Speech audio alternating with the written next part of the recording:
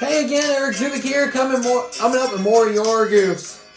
At last, beginning of April, but I assure you, this following story is anything but an April Fool, considering this is a day after the holiday. Today, Salty's Stormy tale. So let's head down to Sodor, where basically a storm is happening. Maybe there's a storm fetish from the hit era. Well, there's more, but first, however, we already got a goof, I'm afraid. I'm pretty sure I pointed this out a fortnight ago, but Cranky's nowhere to be seen.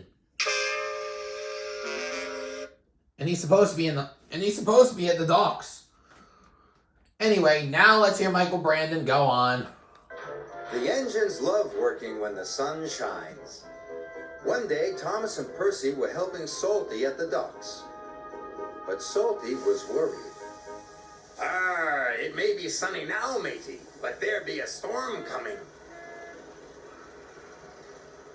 It may be sunny now, matey, but there be a storm coming. There be a fierce storm on the way, Captain, peeped Percy. Salty knew they were making... There's actually a cattle truck on the ground rather than on the tracks. Also, Salty's eyes are wonky.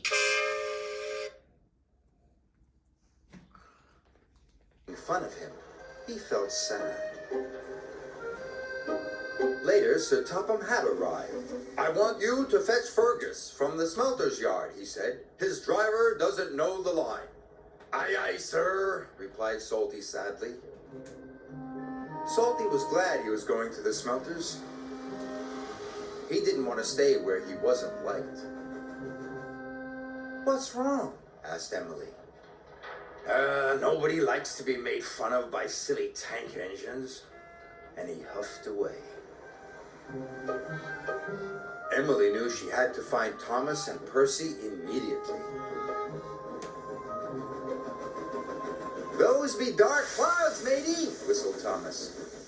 There be a fierce storm on the way, Captain, peeped Percy. Emily was cross.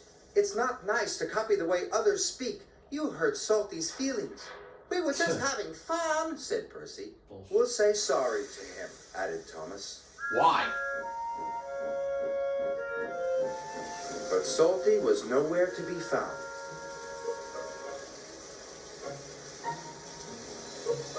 Thomas and Percy were worried. Fergus was waiting for Salty when he arrived at the smelters. Right on time, congratulated Fergus. Aye, but there's a storm coming, said Salty. We must hurry. Soon they were hooked up and on their way home. Salty was right about the storm. It was a fierce one. The ships at sea depend upon the lighthouse to keep them safely off the rocks. But now there was trouble.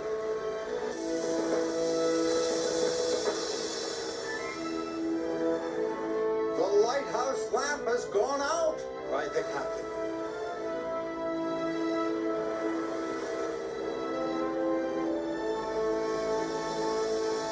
Salty and Fergus were fighting their way through the wind and rain. Then Salty saw a lantern ahead. The lighthouse keeper was waiting for him. Our lighthouse lamp has gone out. Our generator is broken. Salty had an idea. Fergus has a flywheel. It could power the generator. Hurry, shouted the lighthouse keeper. Fergus's flywheel was attached to the generator shaft. Without the lighthouse, the ship was steaming towards the rocks. Fergus was working as fast as he could. Finally, the generator came back to life. The lighthouse beam shone across the stormy sea once more.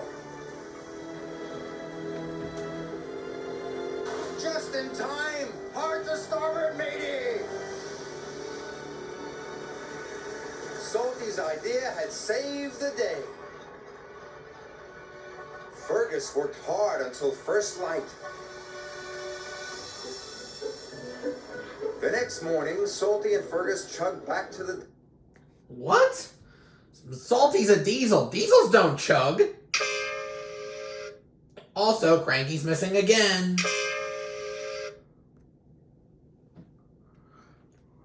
docks. They were surprised to see a crowd waiting for them. Thank you, said the captain. You saved our ship. Well done, boomed Sir Topham Hatt.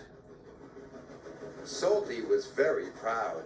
We're sorry if we hurt your feelings, puffed Thomas. We were only copying you because we think you're grand. Then say no more, me hearties, replied Salty happily. Now they will all work together and have fun together, as good friends should. And that's the end of the story. If I miss any goofs, leave a comment down below. Don't forget to like if you enjoyed. Do not forget to subscribe if you haven't done so already. And turn on all post notifications so you won't miss a single upload. This has been Eric Zuick signing off for now. Catch you guys at the next station. All aboard!